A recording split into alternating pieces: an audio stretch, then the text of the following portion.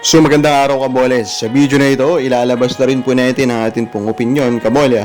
Ito nga po sa pinakabagong rule po ng PBA. Yes, the 3-point line. The 4-point line kabole. At first, meron na pag-usapan regarding po kay Kylan Chongson. So hindi pa na-subscribe, pakipindot naman po yung subscription button. Unahin na natin no, sa Kylan Chongson. No?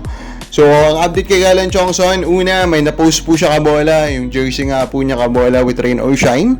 So, maraming naging masaya sa mga fans po ng Rain or Shine. Mukhang mapapaperma nila. Kabola, mukhang hindi magaganap, no? Baka ano lang hindi lang sila pag-usap nung umpisa. Kabola. Pero and then, of course, biglang may pinost din po na update si Snow Badwa saying that hindi pa rin naman daw pumirma, kabola. Pero pupunta daw siya sa Davao. Pero at the very least, di ba, kung isipin mo yun, it means malapit na ng palapit, di ba, yung kanya pong pagpirma. Pero the reality, there's still the risk, kabola, na sa iba po siya mapunta. O pupush niya po yung trade, kabola, with the another team.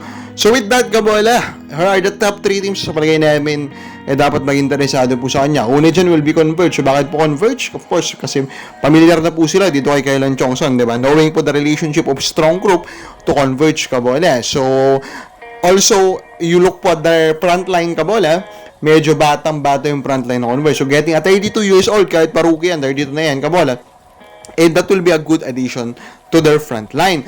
Next po natin, kabola, number 2 ko po will be Barangay Ginebra. Bakit po Barangay Ginebra, kabola?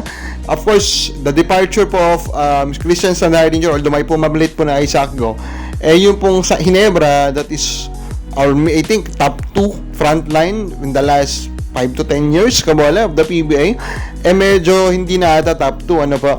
So, they now need more bodies there, knowing na hindi rin naman sila sure kung pang matagalan ba o legit ba tong sa Isaac Go. So, adding a Kylan Chongson, kabola, will be a good body to be add there para mahanap po yung tamang combination. Kasi of course, sobrang tanda na rin po ng isang Japet Aguilar. Pero number 1 natin, kabola, will be TNT. Bakit po TNT, kabola? Kasi po, una, they have good trading relationship with Rain or Shine. Pangalawa dyan, kabola, meron yung rumor na si Kelly Williams, kabola, ay magre-retiro na. And of course, Kelly Williams eat up a lot of minutes sa frontline po ng TNT. So, they badly need another body. Pero of course, hindi naman ganun po ka-shallow, no, nung rotation po ng TNT. Pero, they want quality. They should try to get Kylan Chongson, kabola. And then, eto na nga, kabola, pag-usapan din natin ito pong 4-point shot nga, kabola, na panibagong rule po sa PBA. First, dun lang muna tayo sa idea. Dun sa idea po na 4-point shot, wala akong problema. Yes, I know, kabola, that it is out of the blue. Diba? Kasi hindi tayo sanay, kabola, na diba, hindi naman top 3 o top 5 league yung PBA. Bakit sila yung mangunguna, kumbaga, sa mga ganitong sobrang laki po na rule change, kabola. Sobrang laki nito na rule change. Wala pa sa top 10 o sa top 15 league sa buong mundo ang gumagawa nitong 4-point play, kabola. So, naiintindihan natin yung point na yon. Pero, knowing that also, our country, diba, is not top 10 in basketball, and etc., and that sobrang layo natin, kumbaga, sa modern way of basketball, kabola. Para sa akin, okay lang yung pag-push ng 4-point shot, kabola. Kasi nga po, it will now push players to develop further their 3-point shot. And a developed 3-point shot, kabola, is again, the best weapon that we can have against the size disadvantage po natin. So for me, no, kasi nakakatulong to doon sa pag-develop pa po, pag-push pa sa mga Filipino players, kabola, to shoot more, to shoot better from beyond the arc, from beyond that 4-point line, kabola, para sa akin, mas makakabuti po yan. Although, of course, there are some rumblings, kabola, of the true reason why ginagawa po ito ng PBA. Pero, at the end of the day, reading between the lines, para din pa rin siyang sampal, no, sa mukha nating mga fans po ng PBA. Bakit po? Kasi the way they explained si Sir Al Francis Chua, it's about the pacing of the game and etc. And then, basta yung pacing of the game, blah, blah, blah. Pero sa atin naman, wait lang, anong ibig niya sabihin? Gusto nilang i-improve yung pacing ng game for what?